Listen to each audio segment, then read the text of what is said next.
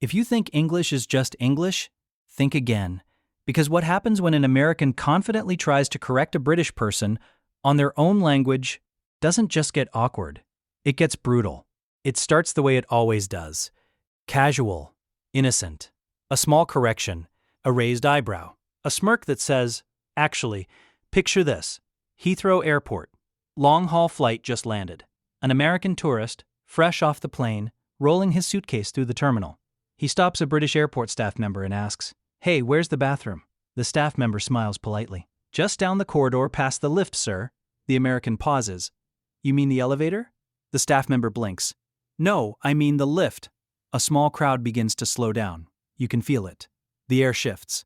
The American chuckles. "Yeah, that's not what it's called. It's an elevator." And there it is, the first correction. Welcome back to my channel. If you're new here, please subscribe, like my video, and turn on notifications so you don't miss our next update. The British staff member doesn't flinch. In America, perhaps. In England, it's a lift, rather fitting considering we invented the language. Polite smile. No raised voice, just surgical precision. The American laughs it off, but there's a flicker in his expression. This wasn't supposed to turn into a history lesson. And that's the thing. When Americans try to correct Brits on English, they expect gratitude. What they get is a reminder that English didn't exactly originate in Ohio. But that was just the warm-up. A week later, at a university in London, an exchange student from California raises her hand during a literature seminar. The British professor references color symbolism in a novel. The American interrupts. "Sorry, don't you mean color? You added an unnecessary you." A few students shift in their seats. The professor adjusts his glasses. "No, I spelled it correctly. Ah. You're using simplified American spelling. That charming little revision courtesy of Noah Webster. We kept the original." Silence. Another student quietly whispers. She tried to correct a British literature professor. In London, the tension is delicious, because here's the twist nobody expects. British English isn't a version of English. American English is the adaptation. And when that realization lands mid-conversation, confidence tends to evaporate. But wait, it gets worse. Fast forward to a corporate meeting in Manchester. An American consultant is presenting to a UK team. Slides are polished. Confidence is high. He points to a bullet point that says, "Organize departmental initiatives." A British manager interrupts gently. "Organize." The American laughs. "No, it's organize, with a Z." The room goes quiet. The manager tilts his head. Both are technically acceptable in British English, though the S is standard here. The American doubles down. Well, Z is correct, and that's when someone at the far end of the table quietly says, "Correct where?" Not aggressive, just precise. Because that's the difference. Americans often argue from confidence. Brits argue from context. And when context enters the chat, things get brutal. Let's talk pronunciation. An American tourist in Oxford overhears a local say, "I left it in the boot." He laughs. "Boot? You mean trunk?" The Brit replies, "No, I mean boot." Why would you call it a boot? Why would you call it a trunk? It's not an elephant. The surrounding cafe erupts in quiet chuckles. And this is where it flips. Because Americans often assume their version is standard, universal. But outside the US, American English is simply one dialect among many. Try correcting someone in Australia, in Ireland, in Scotland. It rarely goes the way you expect. Now let's raise the stakes. Picture a debate club at a UK university. An American student confidently critiques a British classmate's pronunciation of schedule. "You're saying it wrong. It's schedule, not schedule." The British student pauses, says, "Who? That's how it's pronounced." "In America," the Brit responds calmly. "In Britain, it's schedule. Both are accepted. Though ours predates yours." The American insists. The Brit smiles. "If we're correcting pronunciation, would you care to revisit aluminium?" The room gasps. Because in Britain, it's aluminium, the original scientific term. The American opens his mouth, then closes it.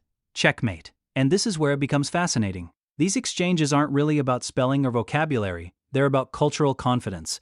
Americans are raised to speak boldly, to correct mistakes, to assert clarity. Brits are raised to understate, to deliver correction with dry humor sharp enough to slice glass. So when an American says, "That's not how you say it," a Brit hears, "Let me explain your own language to you." And the response? Polite, calm, devastating. But here's the brutal irony. Many British words Americans mock, like queue, flat, biscuit, petrol, are closer to the original forms. Soccer? That word actually started in Britain. Yes, soccer. It was British slang before Americans popularized it. So when someone says, it's football, not soccer, a historian somewhere smiles. Because language evolves, it travels, it adapts. But correcting someone native to the birthplace of the language? That's bold. Let's escalate one more time. An American influencer visits London and posts a video correcting street signs. They spelled theater wrong. Comments flood in. You're in England. That's the original spelling. Google exists. Within hours, the comment section becomes a battlefield of linguistics. And here's where it turns from funny to fascinating. Why does this happen so often? Because American media dominates globally. Movies, TV, YouTube, social platforms. So American English feels default. But default doesn't mean original. And when Americans encounter a version of English that predates theirs, the instinct to correct can clash with the reality of history. Now, let's be fair. Brits do it too. They mock American spellings, tease pronunciation, joke about sidewalk and garbage. When Brits correct Americans, it's usually wrapped in irony. When Americans correct Brits, it's often delivered with certainty. And certainty, when misplaced, is where things get brutal. Because the comeback isn't loud, it isn't aggressive, it's subtle. Well, actually, and suddenly, the correction becomes a lesson in etymology, in colonial history, in linguistic evolution, and most painfully, in humility. But here's the deeper layer nobody talks about.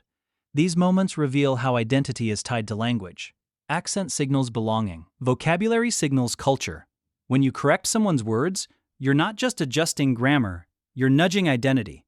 And that's why reactions hit harder than expected, because it's never just about color versus color. It's about who gets to define standard. And the brutal truth? There isn't one. English isn't owned by one country anymore. It's global.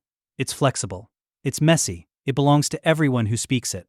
So the next time someone says lorry instead of truck, or holiday instead of vacation, maybe pause before correcting. Because the correction might boomerang. And when it does, it won't be loud. It'll be calm, measured, historically referenced, and absolutely brutal. Now here's where it gets even more interesting.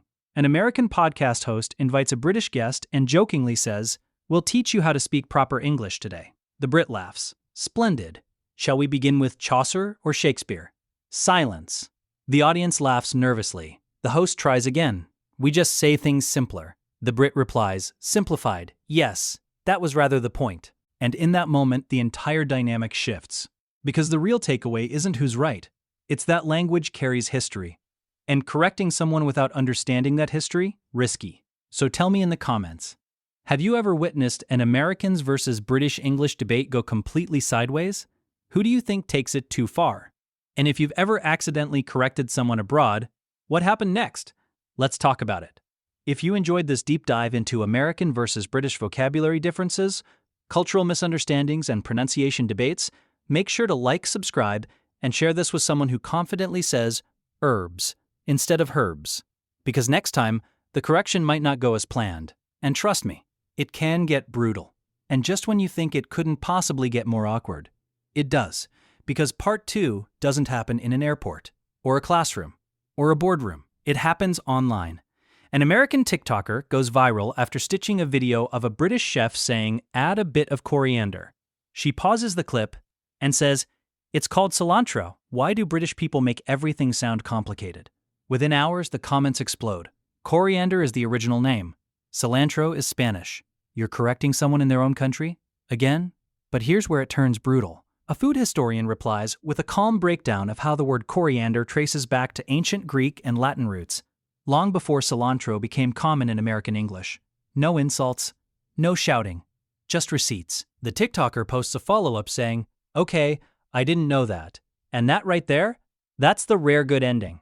Because sometimes the brutal part isn't the comeback, it's the realization. Now imagine a live scenario. An American comedian performing in London jokes, "You guys don't even speak real English. You say maths? It's math. There's no S.